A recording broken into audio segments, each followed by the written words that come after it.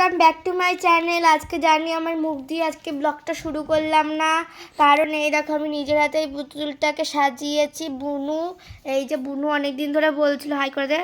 High. বুনু অনেক দিন ধরে বলছিল গাইস যে পুতুলের শাড়ি পরিয়ে দে, শাড়ি পরিয়ে দে, শাড়ি পরিয়ে দে। তাই ভাবলাম শাড়িটা পরিয়ে একবার সুন্দর করে সাজিয়ে দিই। এই দেখো গাইস, এটা মেন লুক।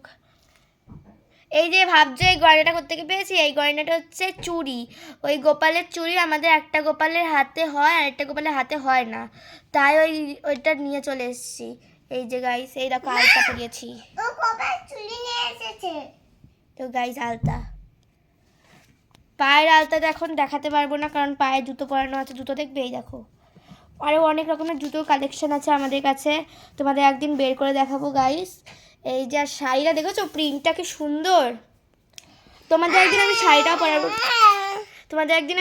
পরাবো, শেয়ার করব।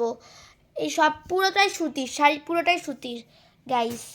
দেখেছো গাইস, সুন্দর লাগছে না বলো? যদি সুন্দর লাগে তোমরা কমেন্টে জানাবে। আজকে মিনি ব্লগটা এইটুকুই, বাই বাই।